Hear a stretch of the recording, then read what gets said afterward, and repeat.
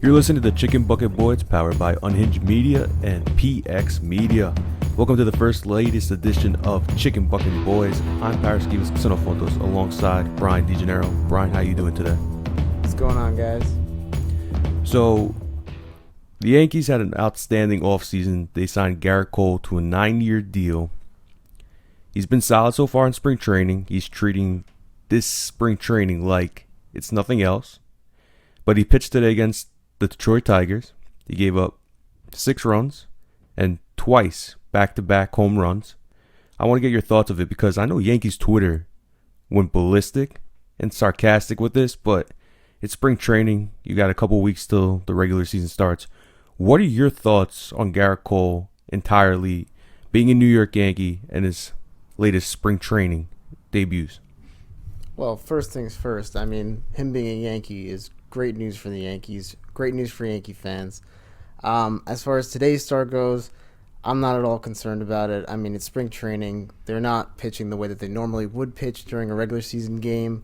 I know Cole even said that he was working on sequencing, so he really definitely would have been pitching differently if this were a game that counted.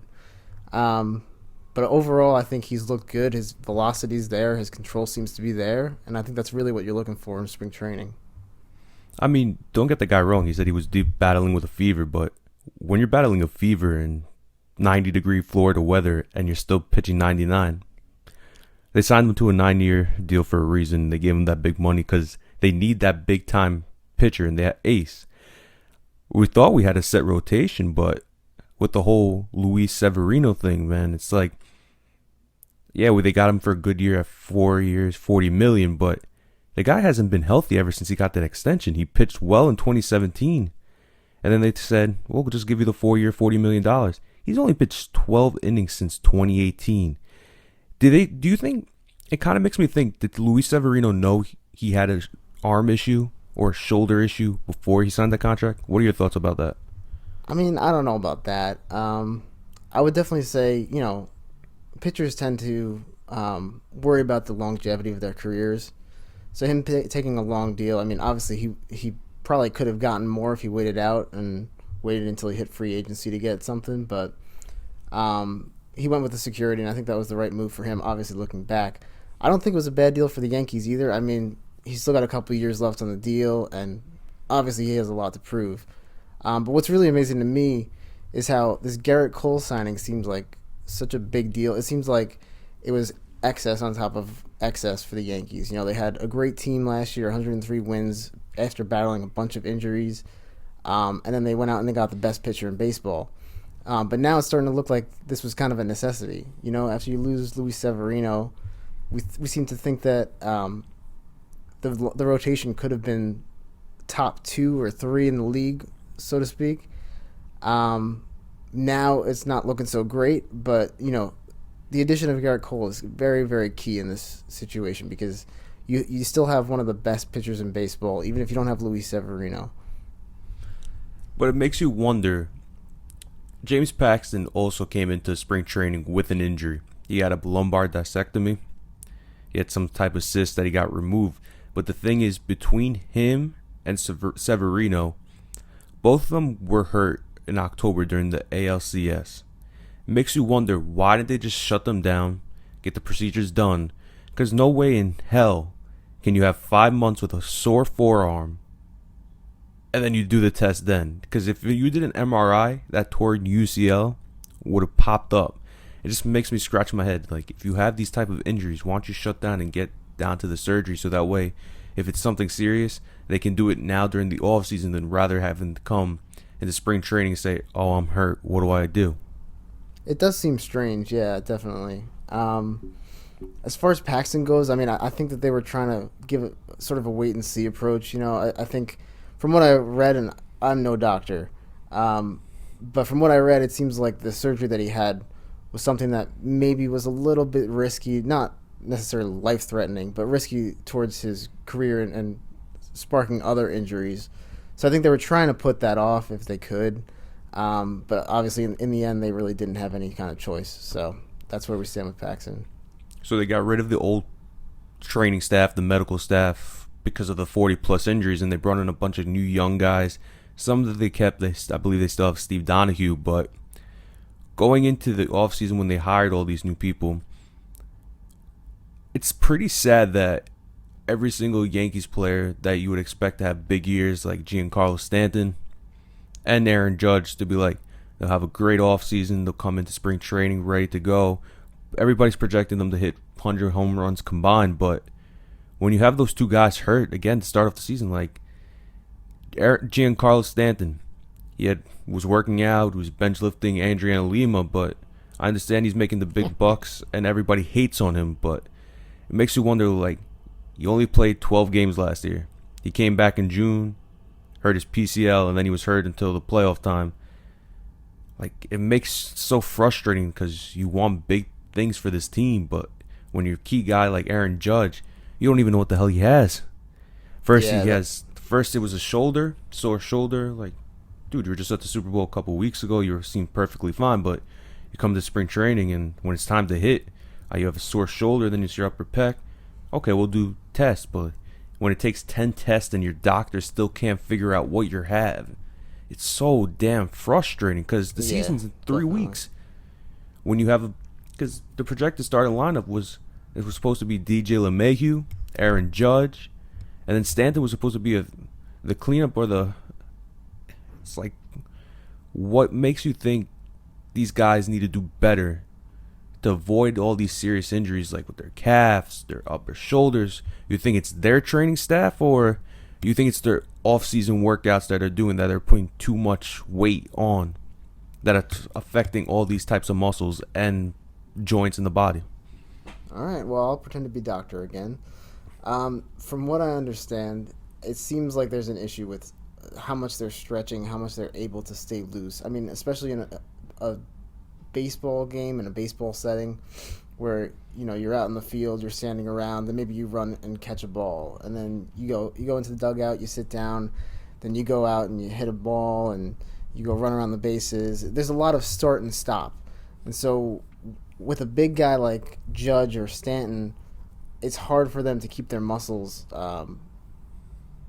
warm. It's hard to keep them loose and to avoid these muscle strains is basically what they keep getting. So I think it's an issue where they probably need to implement some more stretching. But again, it's hard to do in the setting that it is. That's why you seem to see these smaller guys like DJ LeMahieu who aren't really necessarily bulked up, who aren't having these crazy injuries because they don't have these crazy muscles that they have to take care of and keep loose throughout the whole game. So it's just frustrating, man, because it's 2020, you sign Garrett Cole, and you have a lot of expectations. Like, those types of injuries with, like, Aaron Hicks, they'll be ready to go in June. But, like, when your set rotation was supposed to have Cole, Tanaka, Severino, Paxton, and possibly Happ, there's a reason why they kept J.A. Happ. But it's strange that they keep having all of these injuries. And, again, like, the muscle strains, there seems to be a reason behind that, but it just seems like everything keeps going wrong for them. It's Tommy John surgeries, and then Paxton has a cyst. Like, obviously these are things that are out of the control of the Yankee staff. The whole Severino thing is the one that pisses me off the most because, he got hurt. It's strange, yeah. You get it. It's like, I get it. You want to do the wait and see, but the way the things that have been working out with the Yankees with the wait and see is like, it's all been negative news. It's not working at all. Oh yeah, you have your back problems. We'll wait and see it out. Okay, spring training's coming. Oh, we'll give you the surgery. Like, you need these guys in crunch time. Like, okay, I would rather have them healthy come playoff time than regular season, but you would love to see these type of guys have a full-on season, especially with guys like Aaron Judge.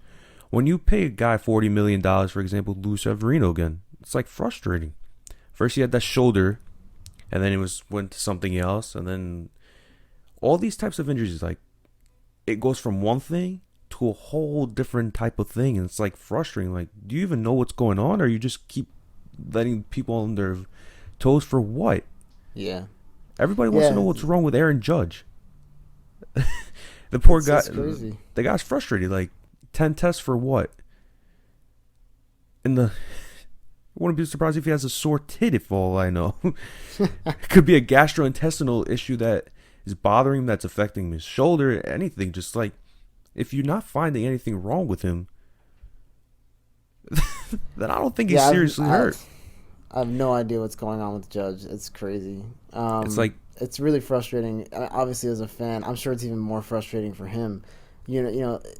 There's obviously something that's causing him some kind of soreness or pain. So, I mean, I have no idea why they haven't been able to figure it out by now. It's getting kind of ridiculous.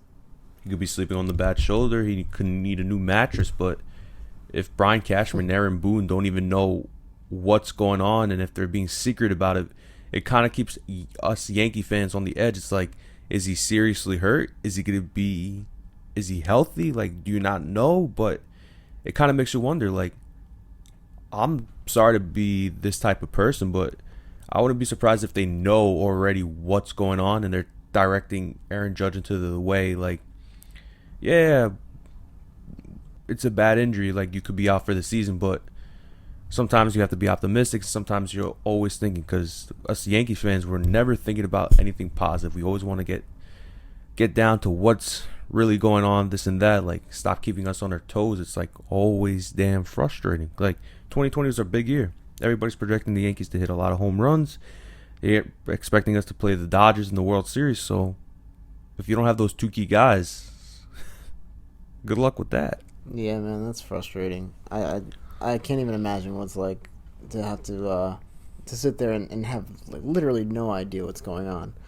I mean, I guess it's possible that they know something and they're maybe looking for a second opinion if he's going to be out. If they think that he might be out for an extended period of time, they might be going and trying to find an alternative. Maybe a doctor to say the wait and see approach might be a better option. But I find it hard to believe that they would be deliberately lying to everyone about this to keep it secret. I think if something serious were going on, we'd at least hear about it from someone. It seems like there's been no news about it or anything.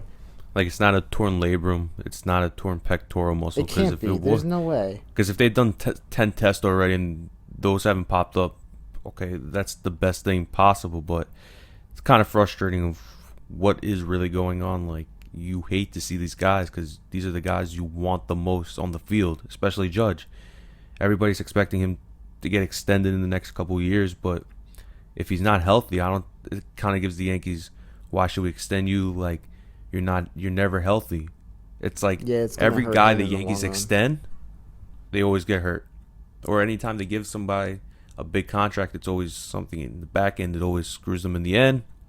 Like, they gave Hicks and Severino combined 11 years, $110 million combined. Yeah, they're getting paid $10 million, but Hicks is always hurt. Last year was a back injury with Hicks during spring training. The guy was out till June. Yeah, with Hicks, it's been rough, man. Like, Hicks is a talented outfielder. Like, he's on the defensive side.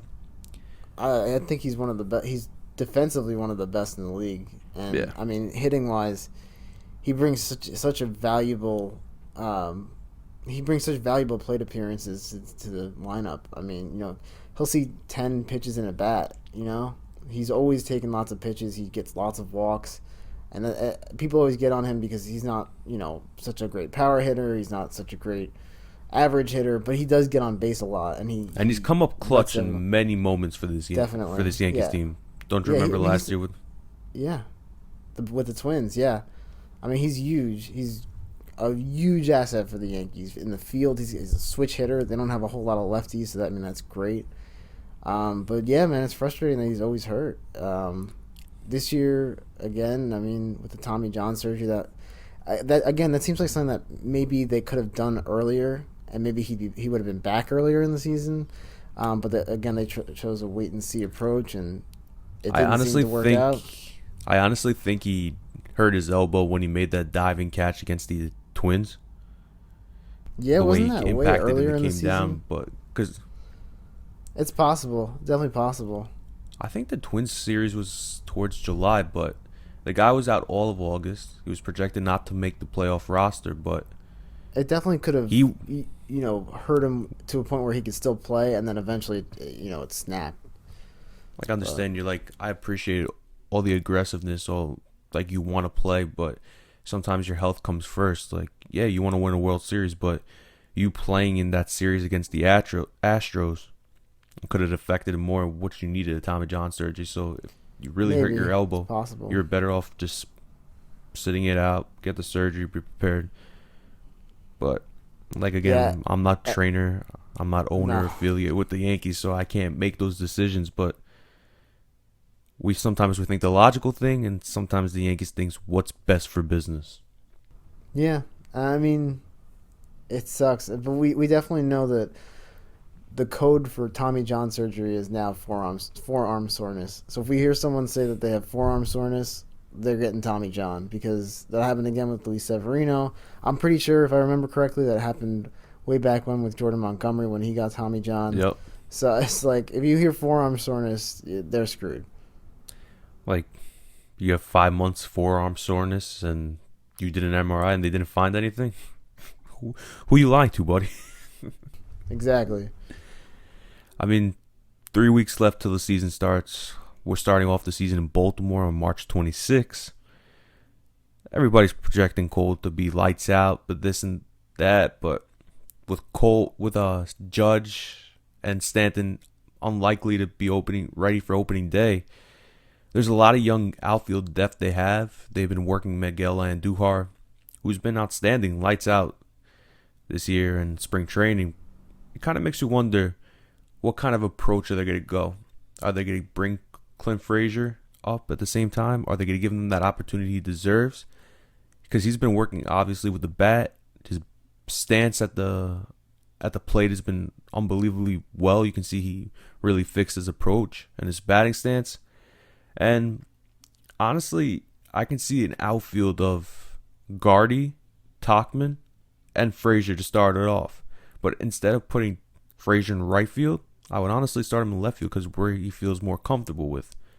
What Yeah. other young guys have you seen during spring training that really opens your eyes and you tell yourself, I can see these guys making the opening day roster?